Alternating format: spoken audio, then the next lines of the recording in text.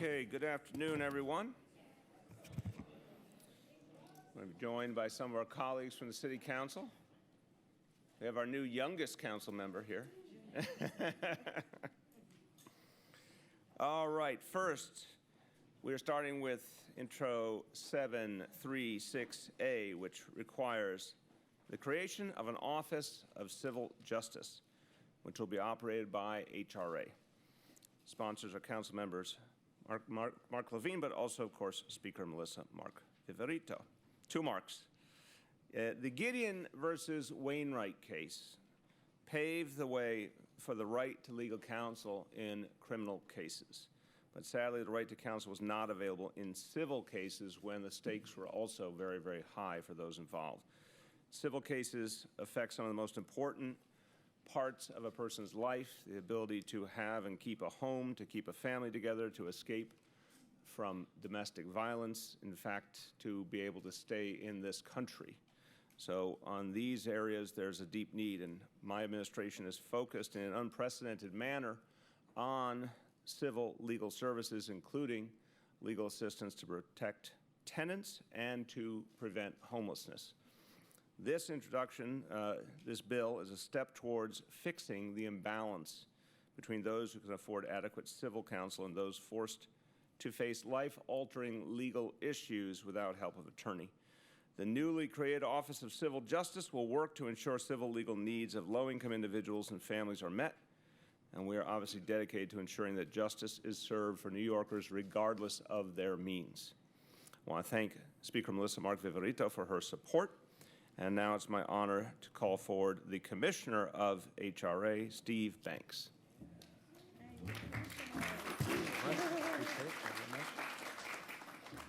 Thank you very much, Mayor. Providing legal assistance is one of the important services that we have to fight poverty and income inequality. And we're honored at HRA to be designated to operate this terrific new initiative. We really appreciate the partnership with the Speaker and Councilmember Levine and all of the Council in terms of moving forward with this very important initiative. And it's an initiative that we think will provide tremendous services to our clients and to all low-income New Yorkers in terms of receiving services. You need not be an HRA client. I also want to acknowledge the tremendous leadership that the Mayor has provided in the area of civil legal services with an unprecedented national commitment now in the current budget of $50 million for various services for low-income. National commitment. That's a national precedent. Hold on. Precedent. The usually well-spoken Steve Banks. We're not spending our money in Wyoming, Steve. No. Let's start again. I'm going to do a redo. You know, if I was still in court, I'd say strike that. I want to commend the Mayor for his unprecedented commitment that shows an example nationally for what a municipality can do in terms of providing legal assistance for low-income New Yorkers. And the commitment in our budget is for services in the 5 boroughs at the level of $50 million for low-income families and low-income individuals facing eviction, with immigration problems, people who need disability assistance, the critical needs that low-income New Yorkers have. The Mayor's providing the support for it within our city. So thank you very much, Mayor, for your leadership on this, and we appreciate the partnership with the Speaker and Councilmember Levine. Thank you. It's one thing about Steve Banks, you don't have to tell him twice to get on message. He pulled that out nicely. I want to call forward Councilmember Mark Levine. I want to compliment him because I've known Mark for many years, and I know that he made the decision to run for office because he wanted to make structural change, and this is an example of actual structural change that will affect many, many people and also set an example for other places to follow. So, other places that are not us. So I want to thank him for his leadership. Councilmember Mark Levine. Thank you, Mr. Mayor, for being so committed in this area and for having the wisdom to have appointed such a fabulous commissioner of HRA who is himself, can I say this, a national expert in housing law and other related issues. Look, the truth is that what's happening in housing court, immigration court, any civil arena today doesn't meet a reasonable standard of justice. It's a place where if you don't have money, you're on your own. You don't have an attorney.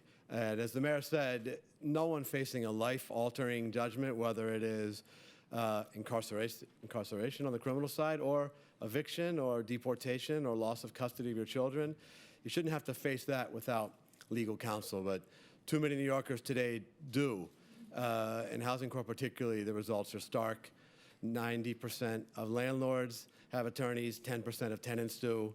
And predictably, that's resulted in an epidemic of evictions, 25,000 last year, many tens of thousands of other New Yorkers who leave their apartment under duress during eviction proceedings. And it's feeding two of the crises that the mayor and all of us here are focused on: homelessness. The #1 cause of family homelessness is eviction, and loss of affordable housing, since over half of the evictions are in rent-regulated units, and we know that when those become vacant, they go market rate. Thankfully, because of the leadership of our mayor and our council speaker, we've been investing in an unprecedented pace in the resources to provide legal services in all of these arenas: immigration court, housing court, and more. And today we're taking a step forward by putting in place the infrastructure that we need now that we're growing the funding and hope to continue to grow it. The kind of infrastructure that we've had on the criminal side, which for years has had a criminal justice coordinator, we're now catching up on the civil side. And that's going to give us the tools to oversee the tens of millions we're spending, monitor its impact, judge how much unmet need is out there, plan for a future of continued growth, centralize all the great oversight and strategic work that's being done in one team. This is just incredibly important to achieving our vision of justice in this arena. And I'm so grateful for the leadership and partnership of you, Mr. Mayor, and of course, of Commissioner Banks. Just want to briefly thank the many folks who helped make this possible on the council side, including Laura Popa, Rob Newman, Matt Gawal, Rob Calendra, Josh Hanshaft, and I want to give a special shout out to my colleague, Vanessa Gibson, who has been an amazing partner in the fight for justice in housing court and beyond. We wouldn't be here if it weren't for her. And I have to thank lastly my own staff, my chief of staff, Aya Keefe, who worked tirelessly for the better part of a year to bring this about. We wouldn't be here if it hadn't been for her efforts. And my legislative director, Amy Slattery. Thank you very much. Thank you. Thank you. And I'd also like to thank Councilmember Gibson for joining us. Thank you very much. We have three members of the public who've signed up to testify. I'm going to call all three up. Jenny Lowry, Cecilia Gullis, and Camilla Shadeen.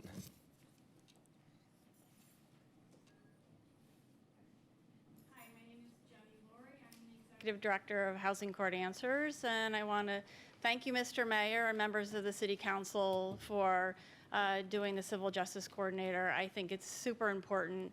I'm particularly concerned about justice in housing court and the right to counsel for tenants in eviction cases. So I hope your administration can carry forward and be a national example on the issue of providing a right to counsel, a civil right to counsel for tenants facing eviction in housing court. And thank you very much. I want to thank you for saying that better than Commissioner Steve Banks.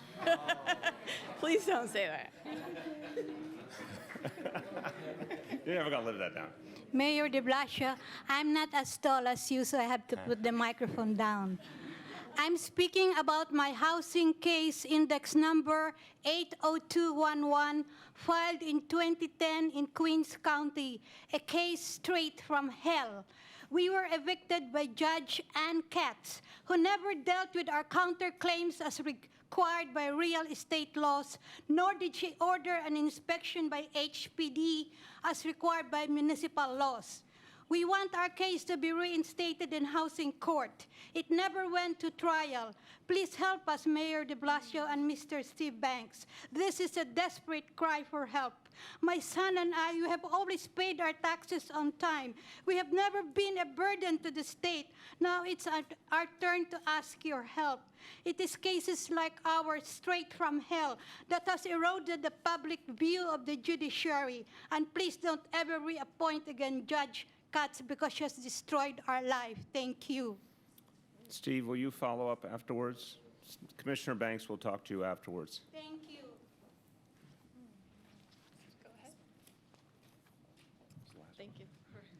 Okay, Mr. Mayor, Councilman Levine, council members, Commissioner Banks, thank you for the opportunity to make this brief statement today.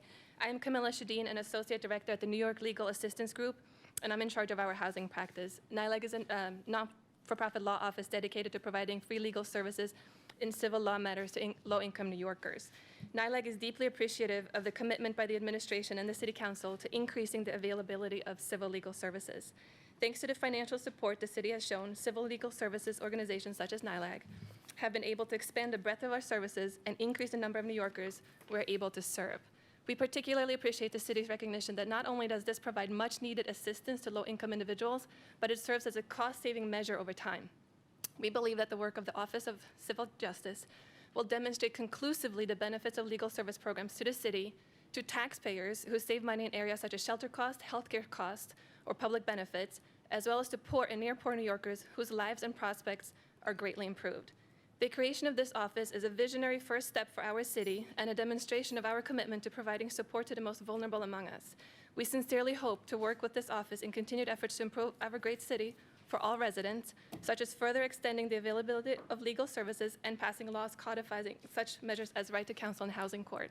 Again, we are grateful that the city recognizes the need to provide these critical services and to those who otherwise cannot afford them, and we enthusiastically welcome the creation of the Office of Civil Justice to coordinate these efforts. Thank you very much. Thank you. There was one more speaker that we didn't realize was signed up, Andrew Shaver. Scherer, I'm sorry. That's okay. New York City has yet again taken the lead in advancing and protecting human rights. The adoption of legislation amending the city charter and creating the Office of Civil Justice is a historic moment. No other city or state has given the same level of attention or made the same type of commitment to expanding access to justice. Intro 736 gives long overdue recognition to the legal rights of the city's poorest residents. It builds a critical infrastructure for examining needs, coordinating services, and increasing efficiency.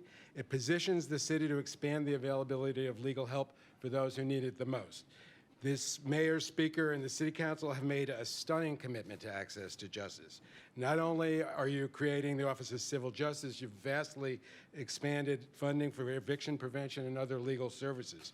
The Office of Civil Justice and the increased legal assistance funding create the infrastructure and capacity we need now to take the next important step, to establish a right to counsel for those who face eviction or foreclosure and face losing their homes. There's a rapidly growing, broad-based consensus that people should not be denied the opportunity to use the law to defend their homes because they cannot afford counsel. A right to counsel will save money, prevent homelessness, and preserve affordable housing. But more than that, a right to counsel sends a strong and incontrovertible message that poor people's lives, homes, and communities matter.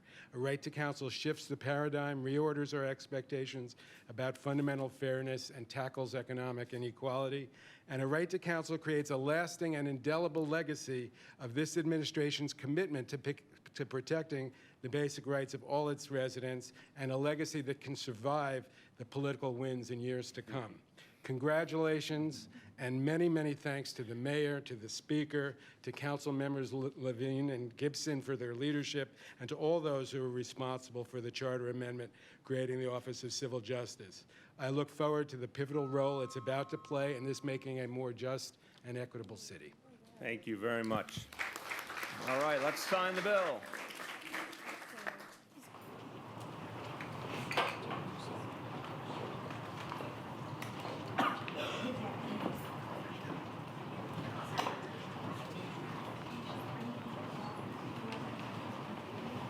Can we count over one at a time, or can we do the home bill?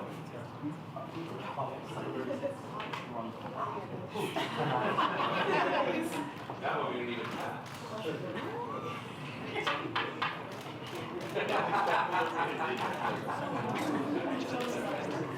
There are two staffers that are final. Yeah, let's do 3 pens. Commissioner, Councilmember Levine, Washington, D.C. Okay. 3 pens. Are you sure only 3? Anyone else want a pen up here? Me. Oh, we'll see one more staff. Do we want any staff to come up? The rest of the memo? Yeah. Okay.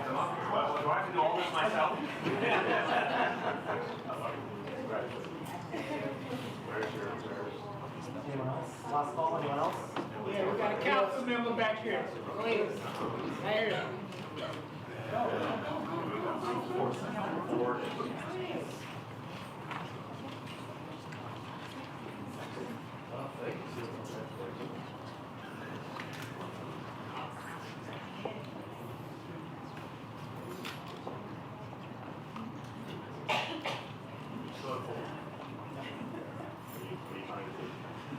To the best of my ability, sir. Commissioner?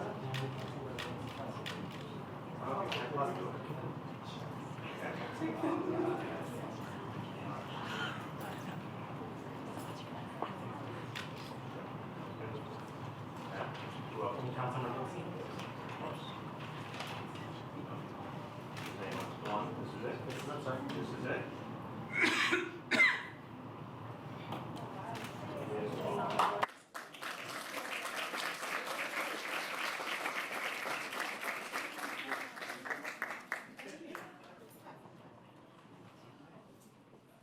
All right.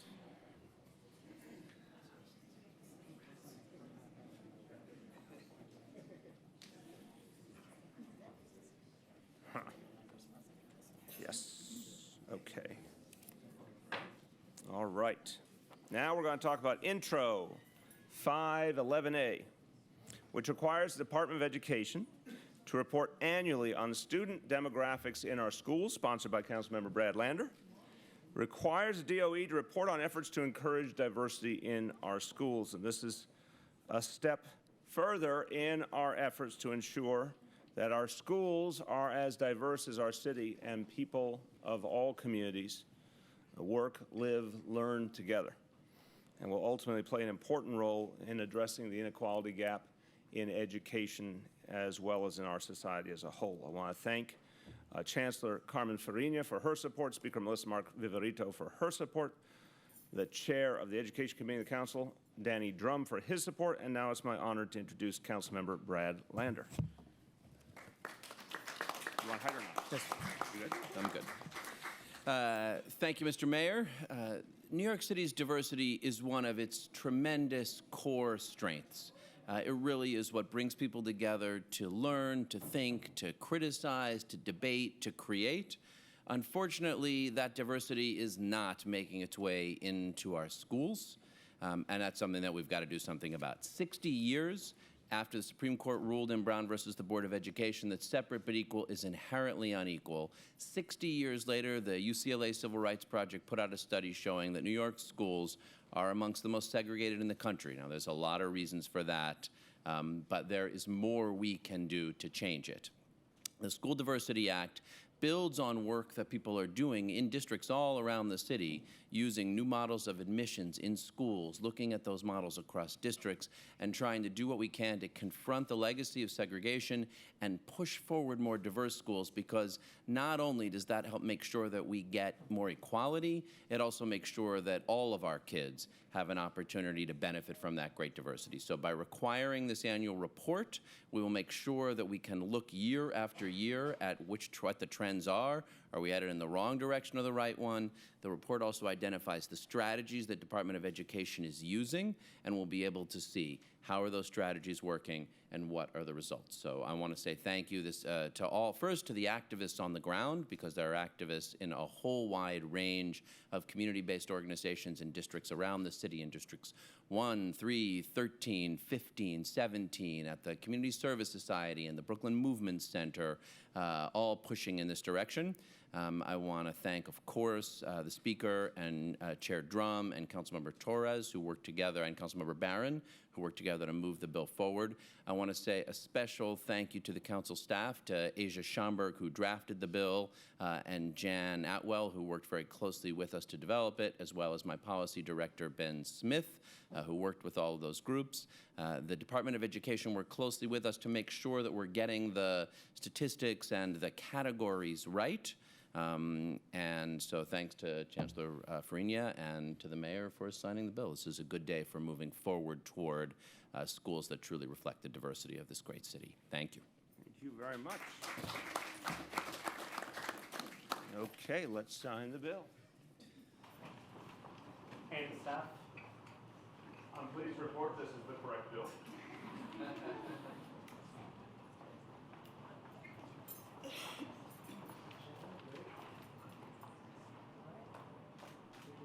5.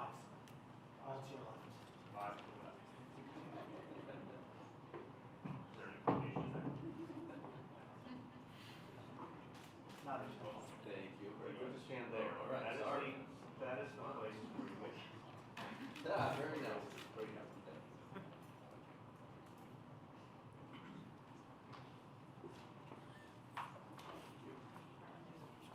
you.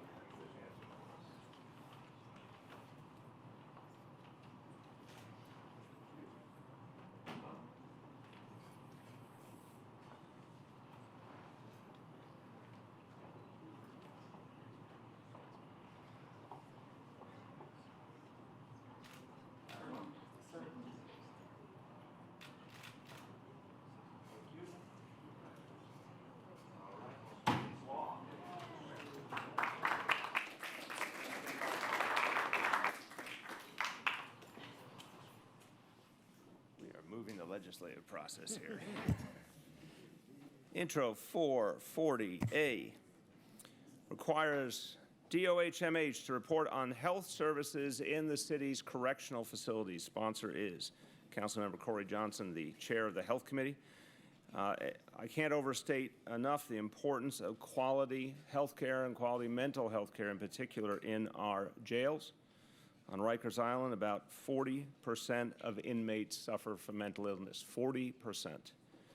And Department of Health and Mental Hygiene is working closely with the Department of Corrections to map a new path for inmate care. At Rikers beginning next year, the city's own Health and Hospitals Corporation will take over delivery of care and will include an improved approach to treatment and services that inmates deserve. This bill will increase transparency in our efforts to protect the health and well-being of inmates. I want to thank our Health Commissioner, Mary Bassett, for her support, Speaker Melissa Mark-Viverito for her support as well. And now it is my honor to introduce the Chair of the Health Committee, Councilmember Corey Johnson. Thank you. Thank you, Mr. Mayor. Thank you, brother. Thank you. Thank you. Thank you, Mr. Mayor. Good afternoon. I'm so happy to be here with you as you sign this very important piece of legislation into law that will improve the health care that is needed, that we need to provide to our city's incarcerated. People coming into our city's jails are overwhelmingly poor and are overwhelmingly sick, and desperately they need quality health services. Inmates enter this system with high rates of HIV, hepatitis C, asthma, hypertension, and substance abuse, all at rates significantly higher than the general population. It is of utmost importance that we address these health issues competently and comprehensively, as they have far-reaching consequences. The allegations that have mounted over the years suggest that our city and its contractors were failing to provide comprehensive and safe services to people under their care, which is why I am incredibly proud that the mayor announced last week that we are terminating a contract and we are putting the best public hospital system in the country, maybe in the world, in charge of health services on Rikers Island, HHC, as the mayor mentioned. The first step, though, in addressing these problems is getting a better picture of the adequacy of the services that are being provided. And Introduction 440 will improve transparency by identifying the metrics by which we should evaluate this system. It is important to hold providers and agencies that oversee these services responsible for performance in key areas like wait times, sick calls, access to medication, follow-up visits, and preventable hospitalizations. I just want to thank the mayor for his incredible leadership. I mean, he inherited a mess. Rikers Island was like the Wild West. I don't know what the previous corrections commissioners were doing for all those years. This mayor has stepped up and put tens of millions of dollars into Rikers Island to try to make it better for the people who are there. And with this announced move last week, I think is a step in the right direction. I want to thank the mayor. I want to thank Commissioner Bassett. I want to thank David Seitzer, the counsel to the Health Committee, Crystal Pond, the analyst of the Health Committee, Louis Children Brown, my legislative director, Laura Popa, Matt Gawalb, Tirza Nasser, Kelly Taylor, and everyone else that really helped on this. This is a big day, and this mayor, this administration, and this city council is trying to make our city a more just and humane place for people that are trying to get rehabilitated. Thank you, Mr. Mayor. Thank you. Let's sign it. Does any of the staff want to come up? Louis, David.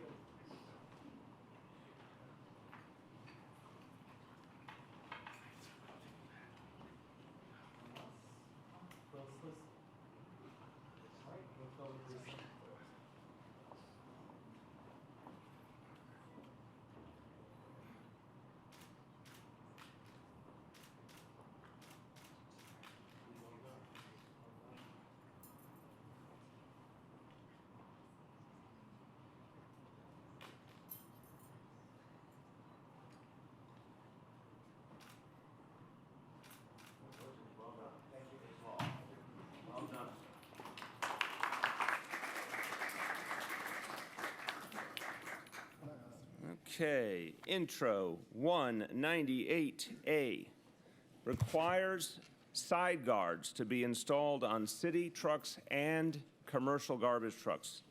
Sponsors are council members Corey Johnson, Idanis Rodriguez, and Julissa Ferreras Copeland.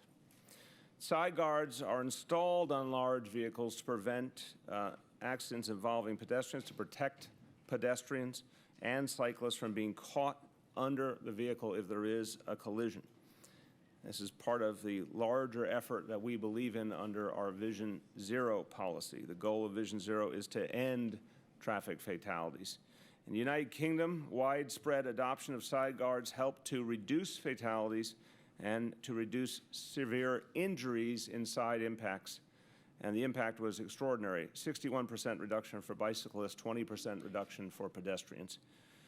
DCAS has already begun installing side guards on over 200 city trucks already on the job. This bill takes this effort to the next level to ensure that all city-owned trucks and commercial garbage trucks are outfitted. Over 12,000 total vehicles will be affected. As an example, using every tool at our disposal to make our streets safer.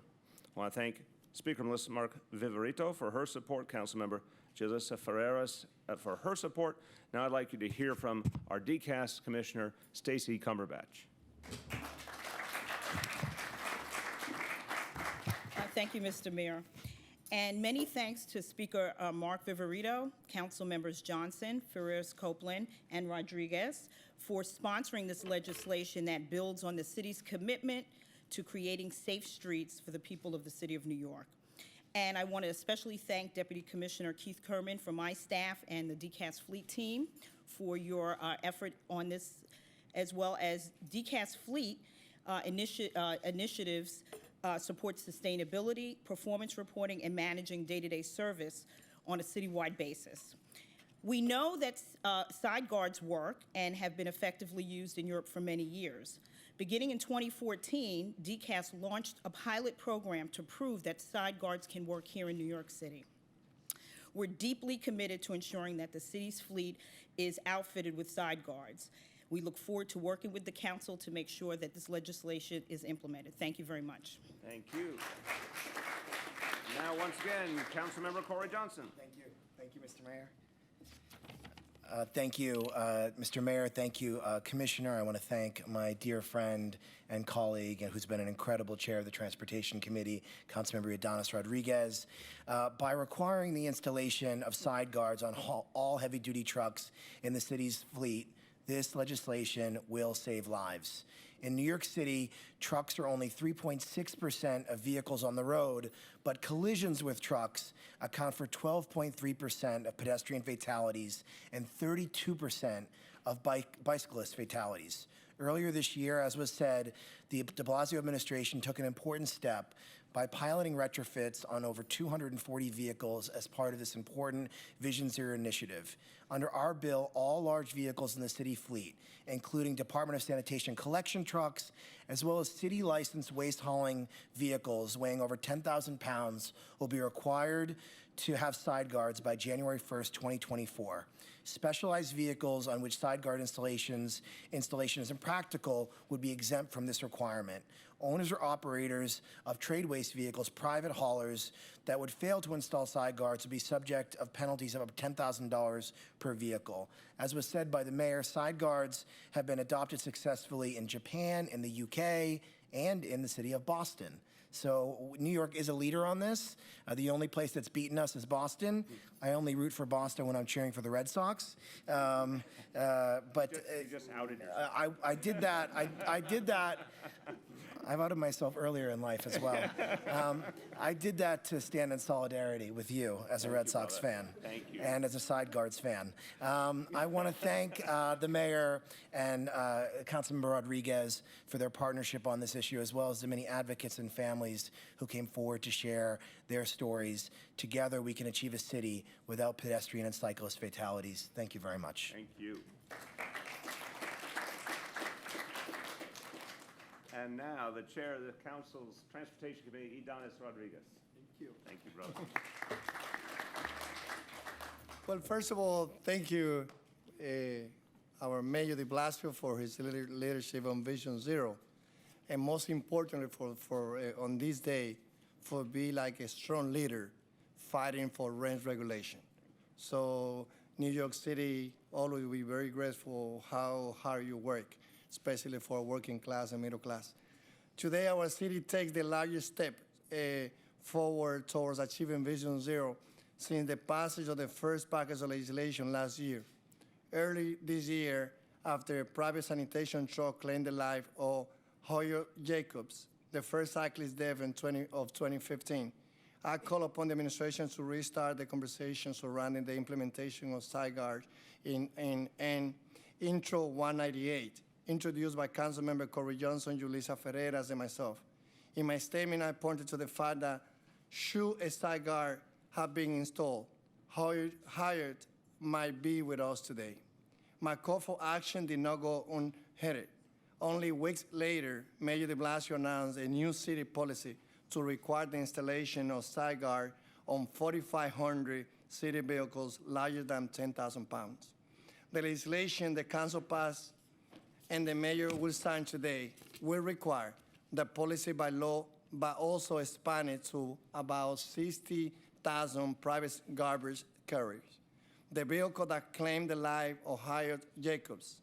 Since Hyatt Jacobs' death, in addition, 2 New Yorkers and identified 43-year-old man in Morris Heights on April 16, and an 80-year-old Muhammad Ali in South Ozono Park just a few weeks ago on April 16, have been struck and killed in entire preventable accidents.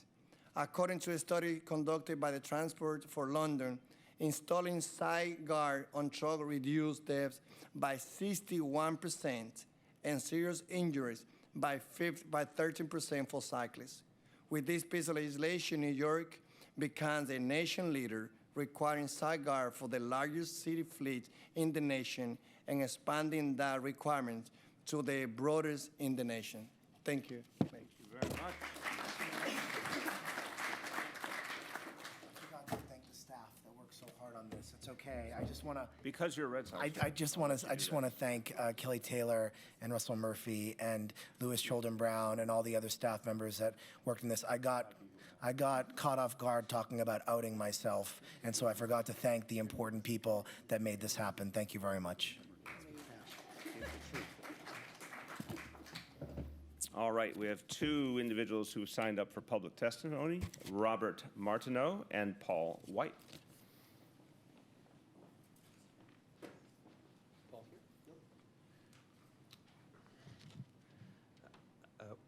I'd like to thank you, Mayor de Blasio and City Councils for passing Bill, or to pass Bill 198. My name is Robert Martineau. I'd like to take this opportunity to congratulate you, Mayor de Blasio, and the City of New York for passing this bill, making side guard underride protection devices mandatory in the city to support your Vision Zero initiative.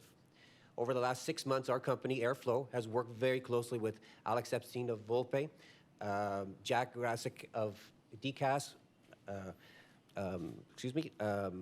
Keith Kerman as well, and Mahan Jassy as well.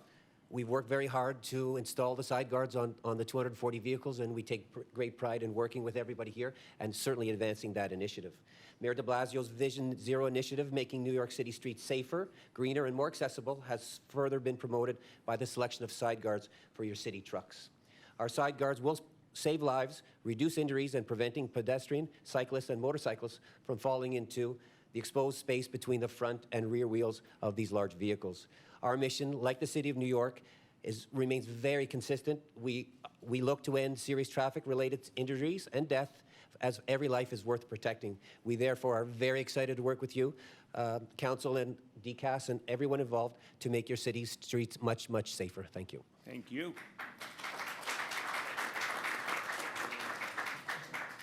Don't be shy, Paul. Thank you, Mayor. So on June 22nd, 2005, a young man, 24-year-old man by the name of Andrew Morgan, was biking to his job as a waiter at Blue Ribbon Restaurant in the West Village. At the corner of Houston and Elizabeth, he was blindsided by a turning truck. Andrew was doing nothing wrong, but the truck driver didn't see Andrew, and Andrew got sucked under the rear wheels of the truck and was killed. His family came forward, and they were one of the first families to work with us 10 years ago in bringing working to bring much of this to fruition. So it was almost 10 years ago that Andrew died, and I'm going to call his dad after we're done here. I'm going to tell him what you've done, Mr. Mayor, working with the City Council, because even though he knows he can't bring his son back, he wants to prevent that from happening to other people. And this is, as we've heard, such a powerful preventative step. The best thing to do, of course, is to avoid crashes in the first place, but these side guards are like airbags for pedestrians and cyclists, and they really prevent that.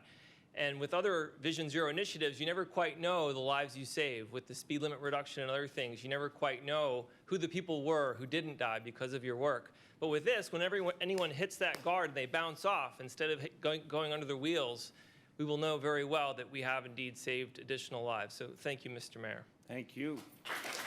Let's sign the bill.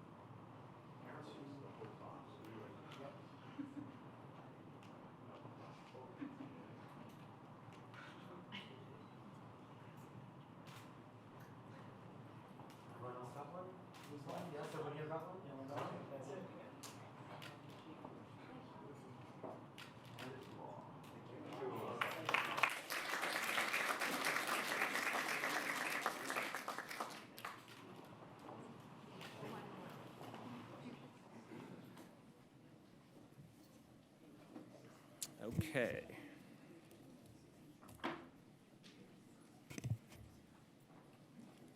Finally, we have intros 641A and 315A, which require Department of Transportation to complete studies regarding pedestrian and bicyclist safety on truck routes. Sponsors are council members. I'm sorry, first sponsor, 641A, Councilmember Margaret Chin.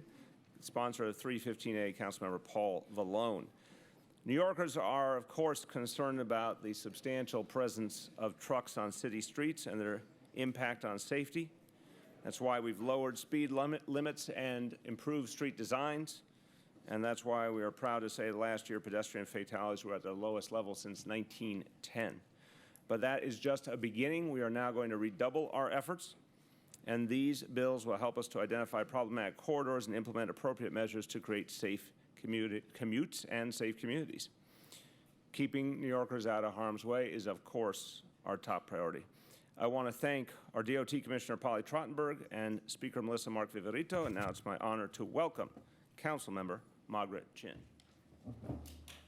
Thank you. Thank you, Mayor. Good afternoon. In my district, Lower Manhattan, we have seen far too many pedestrian and bicyclist fatalities, and many of them happen on major designated truck routes. Intro 641 will require a comprehensive transportation study on the impact of transportation policy, such as tolling policy and the designation of certain streets as truck routes, on congestion and pedestrian and bicyclist safety. I want to be clear, this bill is not about trucks and their drivers. This is about larger transportation policy that promotes commercial through traffic in pedestrian-heavy neighborhoods and may contribute to a general atmosphere of congestion and chaos at the expense of pedestrian and bicyclist safety. I'm glad that the city will be examining these policies more closely, and I'm hopeful that the findings will enable us to develop new strategy to improve safety in the city. I would like to thank Councilmember Rodriguez, our great transportation chair, and Majority Leader Jimmy Van Bramer, who has also been a champion on these pedestrian safety issue, for sponsoring this legislation with me. I also like to thank the Speaker, Mark Viverito, and our Mayor, and the Department of Transportation for their champion of Visioning Zero and their support for this legislation. I also want to thank our council staff, Kelly Taylor, who's here, whose thoughtful policy work is unsurpassed in the council, as well as Laura Popa and Matt Gaywal, of course, my Chief of Staff, Yume Kitase, who put so many hours into every bill that got passed. And lastly, I would like to thank the great Vision Zero advocates in this city, many of whom have lost loved ones in accidents, who have really pushed pedestrian and bicyclist safety to the front of the city's agenda. We can never bring your loved ones back, but we can take steps to make this city safer, and that's what we're trying to do today. Thank you, Mayor. Thank you very much. Now, Councilmember Paul Vallone. Thank you, Mr. Mayor. Simply put, this continues the mayor's vision and the council of making our streets as safe as possible. And Intro 315A really takes another step, a step that we haven't looked at, and this is getting the commercial traffic where it needs to be, which is not on our residential streets. So if there's probably one of the #1 quality of life calls that our office and many of the council members get, is how can we stop that? So you need to do a two-step process, and this bill creates that. This bill does, DOT now must create a study within 1 year to identify, with the council's help, and most importantly, community leaders like community boards and civic associations, to have their input and say, what are the streets that are being most abused by commercial traffic?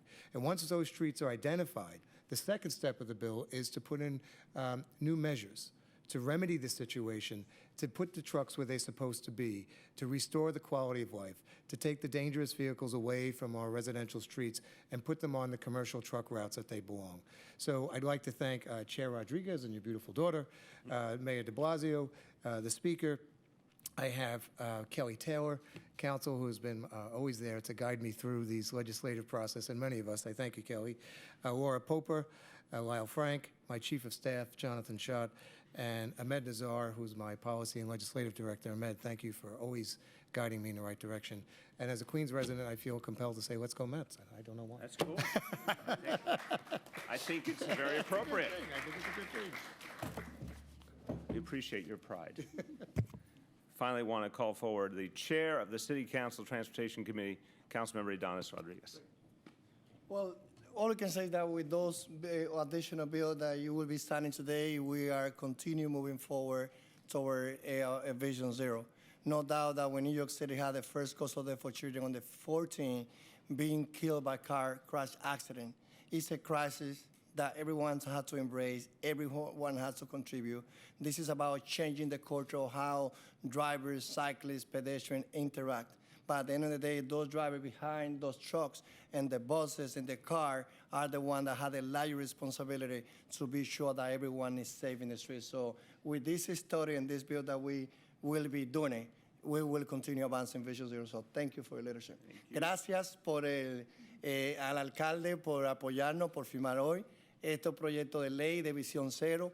Es un mensaje de que todos tenemos que trabajar para enfrentar un problema serio en la ciudad, que es que la principal causa de muerte de niños de menos de 14 años es ser golpeado por vehículos, por carros, por autobuses y por camiones. Con los estudios que vamos a hacer, vamos a recopilar más informaciones para así poder planificar mejor cómo hacer de las calles de Nueva York más seguras para los peatones y los ciclistas.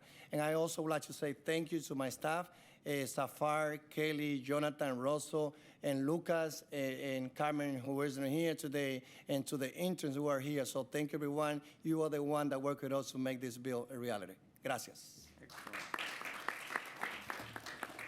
I will now speak Spanish less well than Adonis.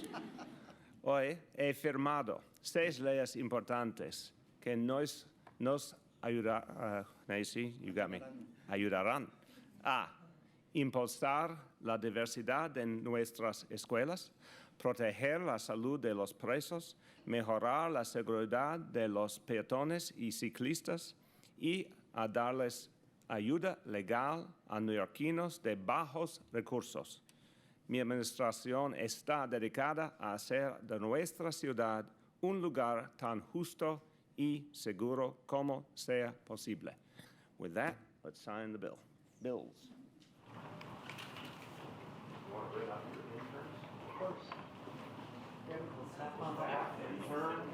My last signing of the day.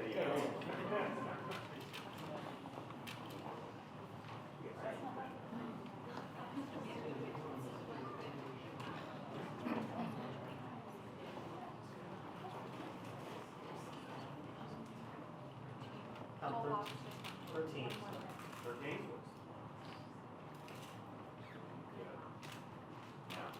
I'm going to split them up.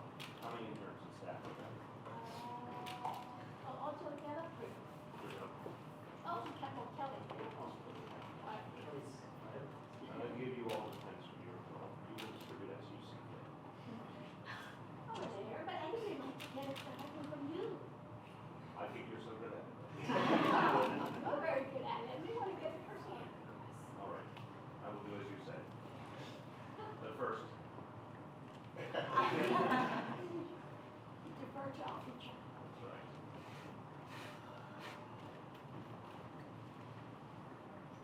Thank you.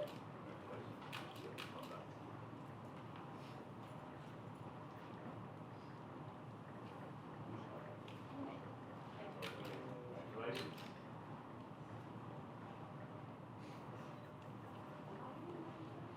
Javi, Whitney. All right. Anyone else? Kelly, we shared it. Kelly. Okay, one for Kelly. Great.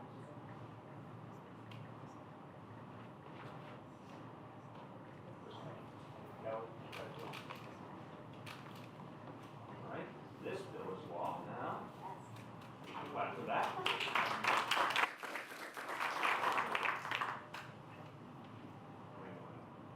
Sophomore? We did 5 so far? Yeah, like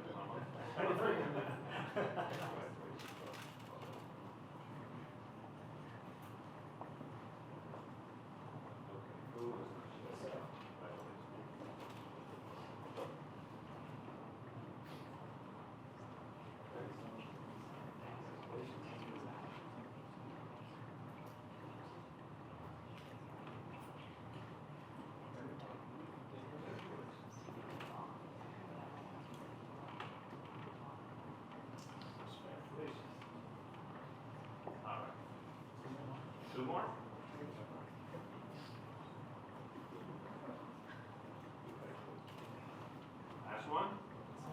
I'm good.